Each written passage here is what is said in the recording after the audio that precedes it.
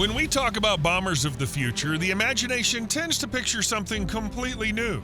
Sleek shapes, stealth technology, onboard artificial intelligence, futuristic weapons, and the ability to operate in places where even a small mistake could mean the loss of the aircraft. In many ways, the new stealth bomber Northrop Grumman B-21 Raider fits this image perfectly. But here we encounter the main paradox of modern American strategic aviation. Alongside this aircraft from the future continues to fly and serve the Boeing B-52 Stratofortress. Heavy, loud, not stealthy, and certainly not an aerodynamic marvel. Yet it remains a universally recognized and respected veteran, older than most of its crews, their parents, and even many of the military doctrines that govern today's conflicts. At first glance, this coexistence looks almost absurd, until we start looking at war not as a showcase of technology, but as a system of tasks. Some aircraft are meant to penetrate areas where the enemy has built layered defenses. Others are designed to carry the maximum payload, loiter for hours, demonstrate force, launch long-range missiles, and remain a relatively cost-effective instrument of presence. In that framework, the B-21 and the B-52 are not competing for the same place in the lineup. They occupy different niches within the same strategic architecture. But if even the Raider cannot replace the Stratofortress Titan, what kind of bomber would be capable of finally sending the B-52 to a museum? Pause the video and try to guess in the comments. And by the end, we'll compare answers. The Stratofortress made its first flight in 1952. That same January saw the first broadcast of The Today Show on NBC. The UNIVAC computer predicted Eisenhower's victory, and the United States officially entered the thermonuclear era with the IV mic test on the island of Ulugalab in Eniwetok Atoll. Today, as we approach the early 2030s, the airframes of the latest B-52 variants are still successfully passing structural fatigue tests, confirming the durability of their main spars at least through the mid-2050s. The secret to this longevity is remarkably simple. The giant has been continuously modernized with billions of dollars invested in new engines, radars, and subsystem upgrades for an aircraft whose basic airframe dates back to the middle of the last century. And this has nothing to do with sentimental value, as some media outlets suggest, nor with loyalty to tradition. The B-52 simply performs missions for which the United States still has no real alternative. Its combat range without refueling exceeds 8,800 miles, its service ceiling reaches 50,000 feet, and its payload is about 70,000 pounds of bombs, mines, and missiles. The U.S. Air Force has repeatedly emphasized that the Stratofortress can employ one of the widest arrays of weapons in the American arsenal.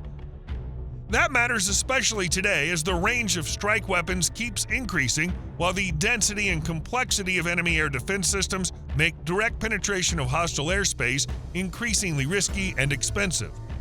In other words, modern warfare does not always require the aircraft itself to break through to the target. Sometimes it's far more valuable for the platform to carry a massive arsenal to a launch point and deliver strikes in waves while staying outside the most dangerous zones.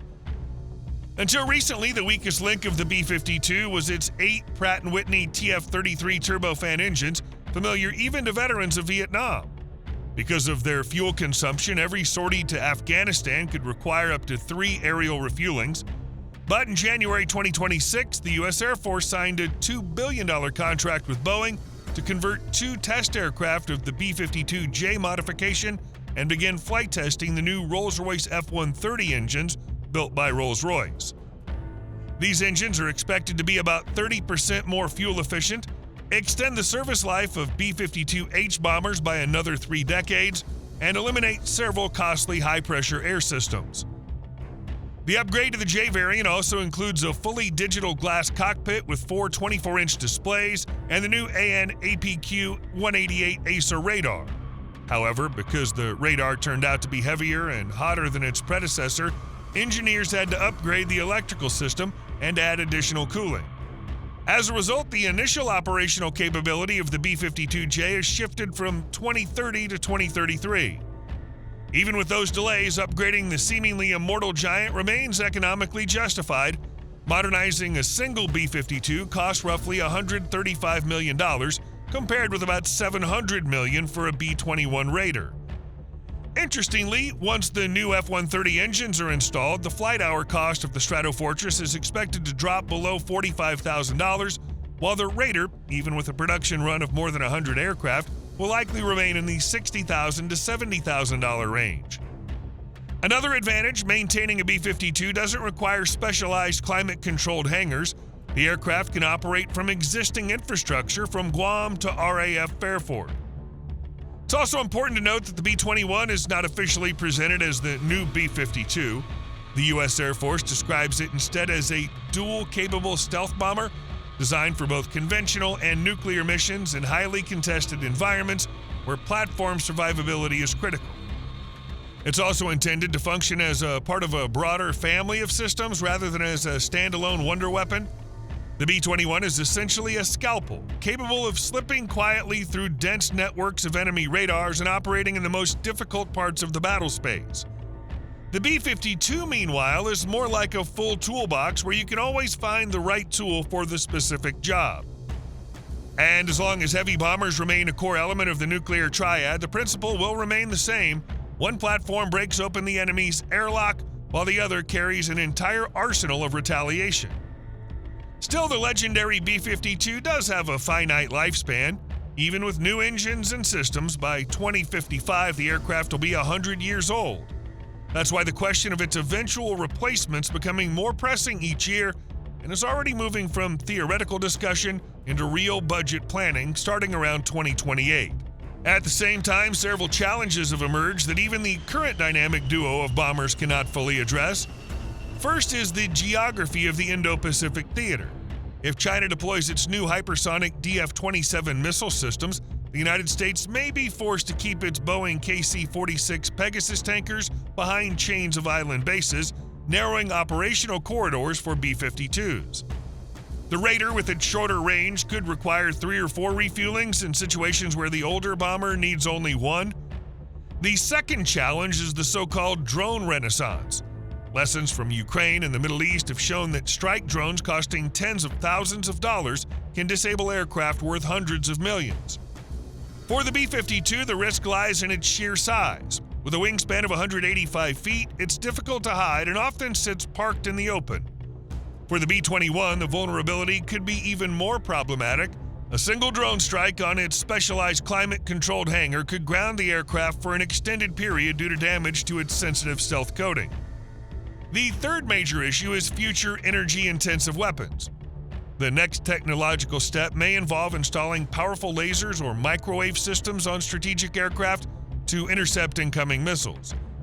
The earlier Boeing YAL-1 airborne laser program demonstrated that even a prototype coil laser required over a megawatt of power and an entire compartment of chemical reactants inside a modified Boeing 747. The B-52's upgraded generators will produce no more than about 500 to 600 kilowatts. The B-21 has even less available power due to the thermal limitations of its stealth airframe.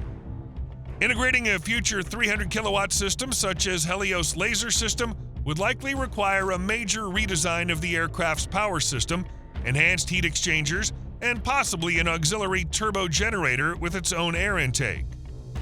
In the mid-2030s, the U.S. Air Force plans to order several technology demonstrators under a concept informally referred to as Global Strike Net.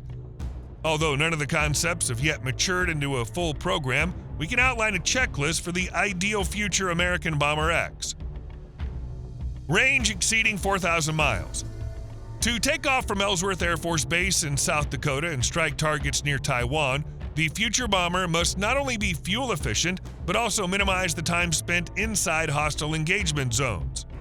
One ambitious proposal to reduce fuel consumption by over 20% involves a suborbital skip-glide flight profile.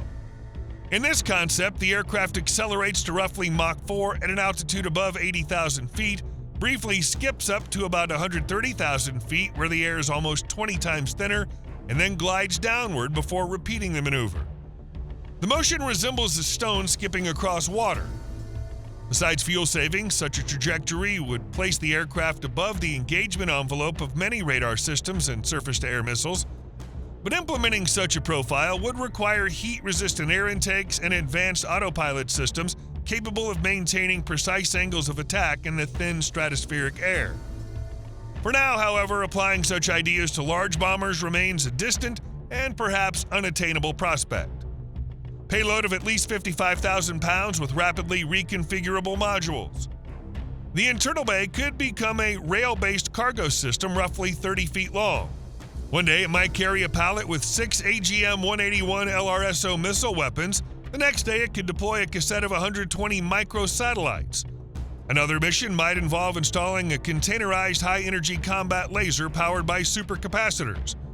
Reconfiguration would rely on removable partitions rather than major structural work, something that B-52 lacks, since its pylons are largely optimized for specific weapons. Hybrid propulsion. The successor to the B-52 must combine two qualities that rarely coexist today: high efficiency during intercontinental cruise and the ability to rapidly accelerate when penetrating defenses or disengaging.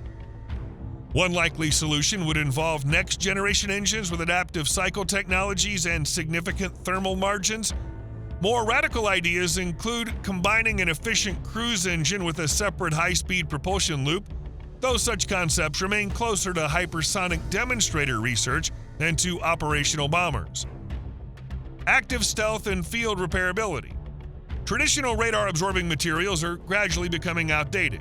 Future aircraft may use metamaterial panels capable of dynamically altering their electromagnetic reflection properties. Maintenance will also be critical.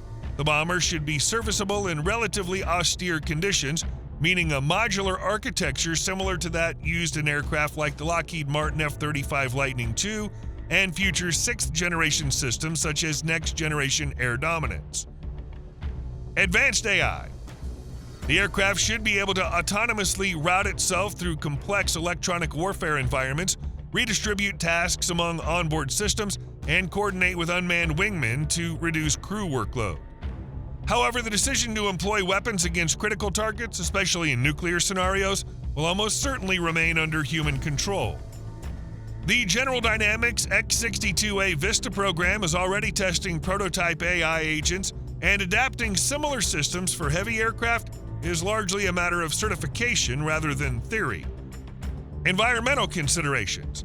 By the 2040s, U.S. policy may require aircraft engines to operate on at least 50% sustainable aviation fuel or incorporate ammonia injection systems. This is not only about environmental policy but also strategic resilience.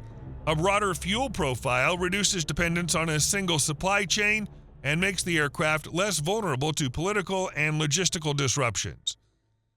The B-52 may not appeal to futurists or lovers of sleek aviation aesthetics, but real war rarely chooses elegant solutions. It chooses what works.